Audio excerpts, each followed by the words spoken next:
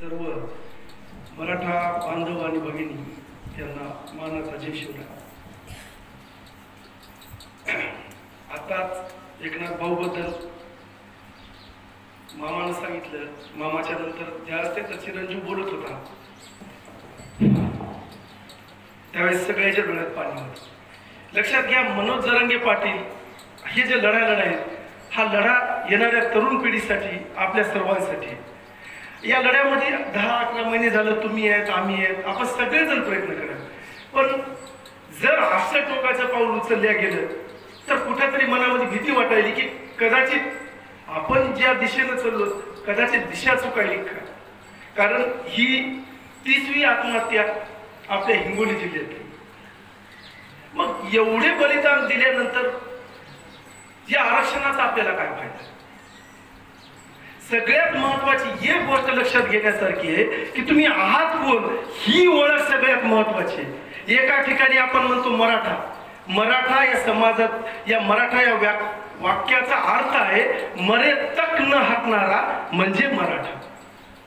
ज्या शिवाजी महाराजांनी, ज्या शहाजी राजांनी, ज्या संभाजी महाराजांनी आपल्याला इतिहास दिलाय की मुठभर मावळे घेऊन निजामशाही, आदिलशाही उलटून टाकण्याची ताकद ज्या राजानं आपल्याला दिली, त्या राजाचं रक्त आपल्या अंगात आहे. आणि आपल्याला उलटून कोणती ताकद टाकायची हे आजकालचे हरामखोर लबाड बोलणारे सत्ताधारींविरोधक हे का लय मोठी आहेत का आपल्यासमोर. पण जर असे बलिदान गेले जात राहिले तर मग समाज समोर जाणार नाही, पाठीमागं पडत. म्हणून याच्यानंतर मी सर्वांना हात जोडून विनंती करतो की आत्महत्येसारखं पाऊल आपल्या गावातच नाही तर या तालुक्यातच नाही, संबंध जिल्ह्यामध्ये कोणी उचलायचं काम नाही. कारण अशा जातीत आपण जन्म घेतलाय. वाघाचे दात मोजण्याची जात मोजणारी जात आपली मराठीची. लढण्याचा इतिहास आहे. मुठभर मावळे घेऊन स्वराज्य निर्माण करणाऱ्या छत्रपतीच्या अवलादी आपण आहोत. आणि असा भेकड पर्याय आपण कधी उचलायचा नाही. एवढं मन मिरसावून सगळं गाव ज्या माणसासाठी लढायले त्या माणसाच्या पाठीमागे एवढा समाज असताना त्यांनी सांगितलं असतं तर आपण म्हणलं तसं आंदोलन केलं असतं. आणि तुमचं गुंडागाव तर त्या बाबतीत कोणाला सांगायची गरज नाही. सगळ्यात प्रशासनाला वटणीवर आणणारं, शासनाला वटणीवर आणणारं जर गाव कोणतं असेल तर ते गुंड आहे. गुंड्या गावापासूनच प्रशासनाला सामान्याची भीती वाटायला सुरुवात झालेली असं हे आपलं गाव. मग या ठिकाणी एवढंच सांगायसाठी आम्ही आलो की कधी आत्महत्येसारखा विचार मनात येऊ द्यायचा नाही. आज आपण सगळा समाज एकत्र आहेत मान्य आहे, परंतु आपण या लेकराला कधी उघड्यावर पडू देणार नाहीत. मामानं सांगितलं तुमचं गावच या लेकराला उघड्यावर पडू देणार नाही एवढी गॅरंटी आम्हाला आहे. पण लक्षात घ्या, ज्या माय माऊलीला या लेकराला जे बाप घरामध्ये लागते त्याची कमी आपण कधी पूर्ण करू शकत नाही.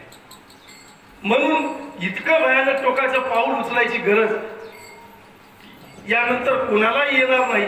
काय असेल ते मनातलं मोकळं बोला, आपल्या 4 माणसाजवळ बोला, त्याच्यातून आपण मार्ग काढू.